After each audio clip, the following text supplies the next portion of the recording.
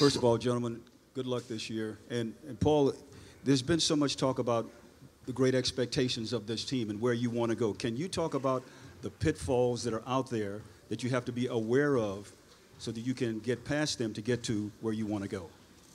I think the good thing about my career and being where I'm at now is I've been a part of teams that we've built something in the locker room. We've built that brotherhood, and we didn't allow outside noise. We didn't allow media. We didn't allow anything to break us apart. And I sense that with this group here, how well and tight-knit we are already. And ball ain't even been rolled out yet. So I think that's most important, that we keep everything in-house, whether we got our ups, our downs. Everything is even-keeled. Everything is where everybody's on the same page. And, you know, we go out as one. If we maintain that, and we're going to get through anything. From this side, Nikki. Paul and Nikki with Spectrum. It's one thing to know you're coming home and to finally have it come to fruition. Has there been any surreal moments where you wake up and you're like, I'm home for good? The fact that I'm unpacking instead of packing at this time is a surreal moment. I mean, every day I'm here, every day I'm waking up in the morning, every day I'm taking that drive on the 405, you know, is a surreal moment. And, you know, ultimately what I wanted to get to in my career is being back home and being close to my people. So it's never going to get old, from me coming in today, having media day here, to putting on this jersey, to first game, to hearing my name in the starting lineup. You know, everything is going to be a reminder of where I'm at right now. Andrew. Andrew Gray from the Los Angeles Times for Paul. Could you just update on your status of your health, where you're at, what you think you might be able to take part in training camp, and also with coming back from a significant injury previously in your career, does that inform how you've rehabbed from your shoulders this time? Yeah. As far as my health, I'm pretty good. I'll be in camp starting this week. Nothing contact, but all the 5-on-0 stuff, all the scripted stuff I'll be a part of. In terms of being, I'm used to being in this rehab stage and knowing what it takes to get my body prepared and get my body up to speed. It's a long process, but, you know, again, I think me going through it and having a drastic injury in my leg, I know what to expect. I know what pressure to put on myself and what pressure not to put on myself as well. That comes with a lot of stress when you're going through rehab. So I'm just in a good place. I know what I need to do. I know what I'm capable of, and ultimately I know when my body's ready. Trez, you're coming off such an incredible season, Thank and you. you and Lou really had something special there going. I forgot I was up here. Yeah, no, you are up here. You are up here. Thank you, Jamie. Just following you on social media, you haven't had an off season, Trez. You've been playing a lot of basketball. Is there anything that you've been working on as you get ready for this coming season? Everything, really. Definitely improving my offensive game, counters and stuff like that. Guys are, you know, when they ultimately play me, go to take away my right hand because they know it's my dominant hand. So there's just different counters like that, different things like that. And, you know, shooting the ball from, you know, all aspects of the floor, mid-range, all the way out to the three-point line. And defensively, just improving on awareness, you know, foot speed, you know, lateral movement. So just being able to rotate and make those extra defensive plays when guys are beating, things like that. So as far as the offseason, you're right. I never really take off. I constantly stay around the game of basketball because I'm blessed to be able to play it and call it my job. So I look at getting better as a ultimate thing all summer for me. And what I really want to know is how many new sneakers did you get? A lot. A lot, yeah, a lot. I can't put a number on that, but definitely improved with my sneaker collection, most definitely. Of course you did. Question here in the front row. Kurt? Hey, Paul. Mark Medina, USA Today. What do you make of the trend league-wide where there's teams that have a duo of stars as opposed to a big three, and how do you think that might affect the dynamic? I mean, I think what Boston did was special. I think what Miami did was special. But I think it goes back to, you know, you have two guys that are, you know, the guys, and then you have a group around them that supports them to the highest level. And that foundation is around a lot of the guys in this league. You look at Milwaukee, you look at Philly, you look at the Lakers, you look at Houston, Utah. I mean, everybody has their two guys, and then it's a heck of a supporting cast that's with them. So you can fill in that third spot with anybody to have a big three on all of those teams.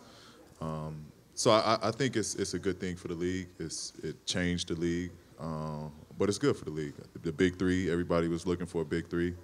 It didn't work for a lot of teams. And so now this is a new dynamic for the new generation of this league. Devin, a question to both of you guys. At the other media day in town Friday, LeBron said the big winner was Staples Center. For you guys being the center focal point, for the first time, there's a legitimate rivalry between the two teams where both have expectations to win a championship. And you guys are at the center of that. What does that mean to you? How do you describe it? I don't think we've really paid too much attention to any of that. We don't get into the whole back and forth thing. I think it's more so something for the city to do and basically for you guys to do as far as media.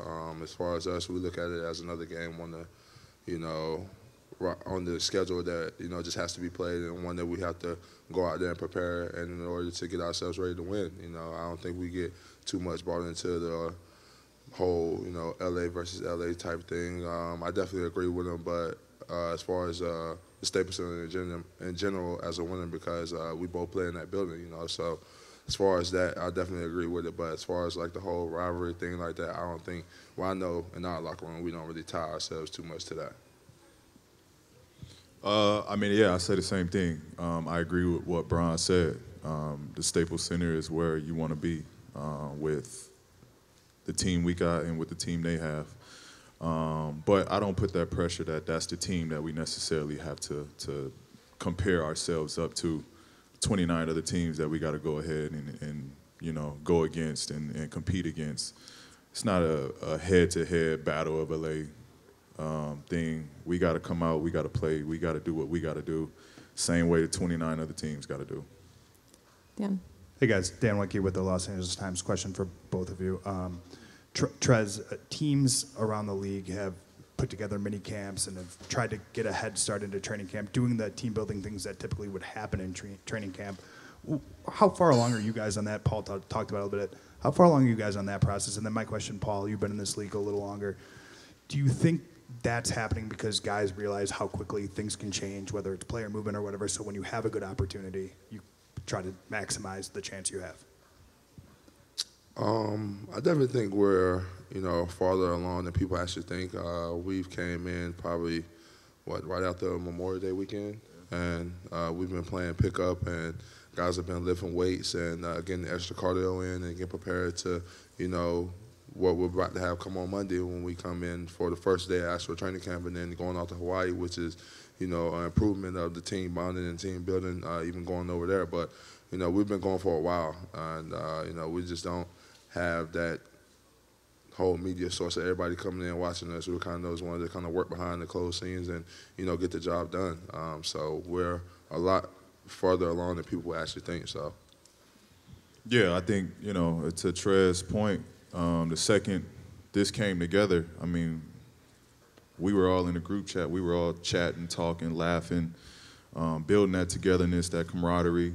The second, again, this came together. The second me and Kawhi became a part of this team. So that relationship was established early to where we came into the facility. It was, you know, it was like I knew him. You know what I mean? I've been around these guys. I felt like it was already, we fast forward all of that getting to knowing each other based off of us just already being in that chat.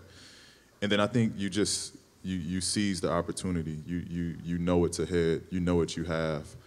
You know, I've, again, been lucky to play and fortunate to play on some really good teams. And you just never know. You never know how that team's going to shape up. In my case, I got injured. In Indiana, we went on a downfall from there. So you just never know. You never know what you have. So you got to give everything. You got to invest everything, and you try to pull the best out of that season, that group. This is Pranav from the Scarecrow. Both of you guys play with a lot of physicality and toughness. How do you look to implement that when you guys play against other teams this year?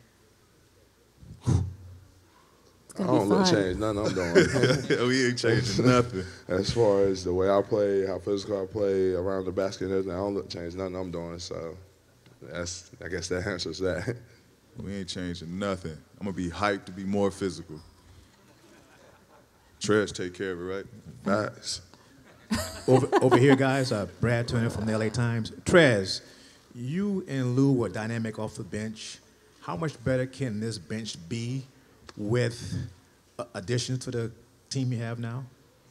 I definitely think it grows a lot, Like I said, be able to be around Lou as much as I am in the summertime and be able to, get that extra bonding in, and different leagues that we play in down in Atlanta definitely does a great deal of help, and helping us form an even stronger bond of knowing the way, me and him kind of react and kind of feed off one another. But add the pieces that we have, including the pieces that we had last year, it just grows from there, really. I definitely think it's still going to be the same thing as me and Lou being the head of that snake, coming off the second bench and coming off the bench of, leading that group. But we have a lot of, guys that can definitely step in and do a lot more different things than what guys could do in the previous times for us, So I definitely think it improves us way more than it does hurting us. Like I said, we got different guys that come in and give a defensive presence on the floor, so we could definitely, save Lou to certain aspects of, on the other end of the floor, So I definitely think it's going to help us out a lot. Beth Harris, AP. This is for Paul. I know you're in rehab mode now, but how seriously would you consider playing in the Olympics next year? I would love to. Hopefully, God willing, I can get through a season healthy.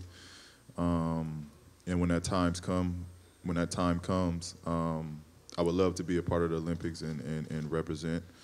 But this comes first, obviously, and getting through this year, giving everything into this year, and hopefully by June, we the last team standing, and I'll deal with it at that point. Don't really matter if we go all the way, and as long as I'm healthy. When I get to that point and I'm healthy, I'm in. I want to be a part of that group. And last one, where's Mark? Paul, Mark Wicker from Southern California News Group. How much have you envisioned what this team is going to look like defensively? It was already a good defensive team. Now you've added 2 premier defensive players. As far as versatility and just being able to adjust during games, how have you envisioned it? It's going to be scary. I mean, we got Lou Will. It's going to be scary, with myself, Trez, Kwai, Pat, Sham, Mo, Rodney. I mean, we really got a chance to do something special on the defensive end. And I think it's going to be an energetic thing. Watching Pat get out there and picking somebody up 94 feet, that's going to get me going. It's going to get Kwai going. And it's just going to become contagious on a nightly basis. So I honestly think for the first time, people is going to be excited to watch the defensive side opposed to watching the offensive team. So, it's going to be fun. We can do a lot. It's a lot of versatility with what we can do. Guys guarding multiple positions, guys guarding bigger, guys guarding smaller. It's just a lot that we can go with. And it's a lot of guys that's committed to playing on that side. Who's going to score? You got to ask the other teams that. It's a question for them to answer.